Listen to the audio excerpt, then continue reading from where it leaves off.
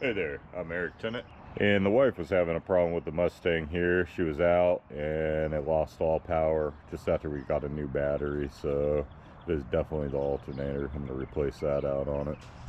I'm in there. I got to go ahead and loosen the belt anyways. I'm going to go ahead and replace it because well, it actually looks like it's about to crack half in places. It's 16 years old, so I'm going to go ahead and do that. It's a little expensive for a belt, like 35 bucks or something like that, but well worth it versus having that thing split on and having no AC, air conditioning, water pump. So all right, since we're going to be messing with the electrical system, first thing I'm going to want to do is disconnect the battery. A 5/16 socket will fit on that.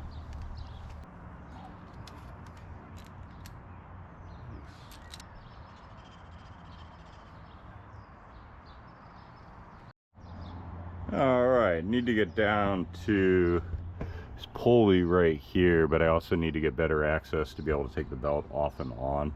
So I'm going to remove the air intake and possibly the water. Now the radiator hose, it looks like it has just a simple clamp right here. Yeah, I'm gonna have to get my pliers. Shit. And unfortunately, my gloves I bought were way too thin. I do not recommend these. Maybe good for the wife's hair dye, but not automotive. I'll have to get a better pair of those. But for now, I'll just go with normal hands. I'll be fine. So, want to go next, the hose clamp here. This is just for the radiator. I just want to get this up and out of the way also. I'm going to take that clamp.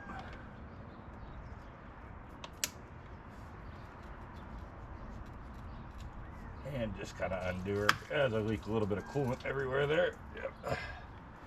So I'm going to just tuck this back up and out of the way. Luckily most of the coolant is still in the hose the way I pull it the back.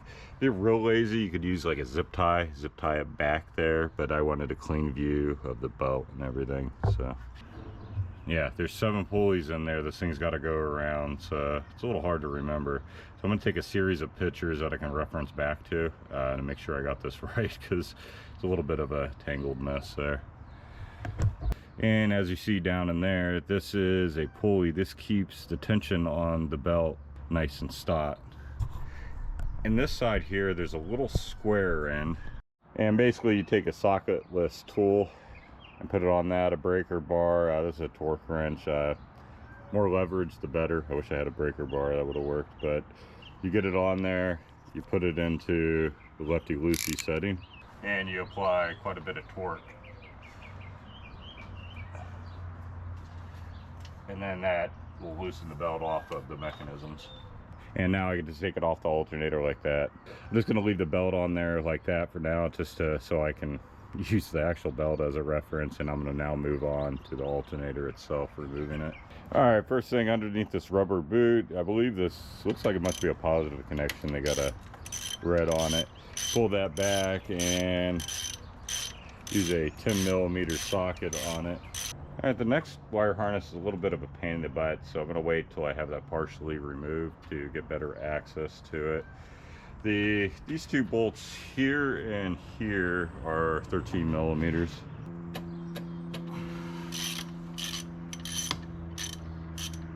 For the second bolt, maybe need a little bit of an extension, may just make life a little bit easier for you.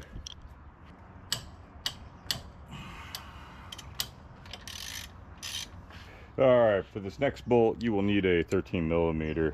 I actually had to run out and get a whole set of deep sockets for this because I had nothing to fit it. I recommend breaker bar for this considering how tight it's on there, but I'm just gonna use a homemade setup here. Just need more leverage is pretty much the trick. There we go. Ooh, man, yeah, that was a tight one. So yeah, use a piece of PVC pipe for leverage, anything to make it longer. Alright, now that's out of there, you can rotate this back and away, get better access to this wire here. Basically there's a tab on the back end, you push that in real hard, kind of get the screwdriver to the side, you don't want to break anything, but then you pry it and that should come right off. Now that all 3 bolts are off and the wires are unplugged, you go ahead and slide the old alternator off.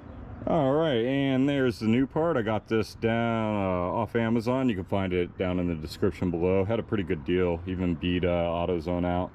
Looks like, from what I can tell, it's a perfect match from what was in the car already, just much cleaner. So pretty much now just do everything in reverse.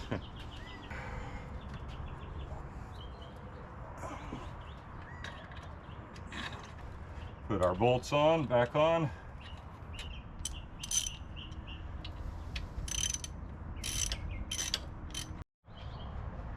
Alright, make sure you plug the top little harness in here until she clicks.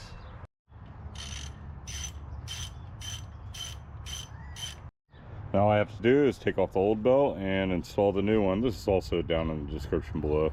And make some good money off these guys. 35 bucks for these. But better than it splitting in the middle of the road, I guess.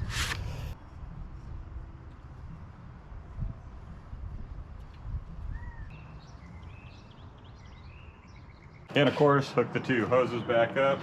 And if you did like me and spilled out some of the fluid, let's go ahead and top that off too. Okay, I'm going to start it up now. And to test this out, I'm going to go ahead and remove the negative battery cable. If the engine stalls out, then, well, then I can do something right, obviously. If it keeps going, then the alternator's fixed.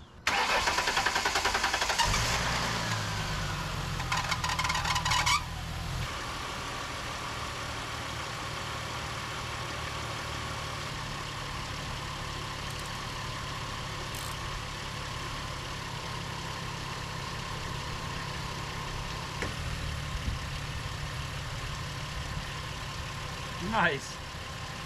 All right, nice, and she's going again. Have a great day.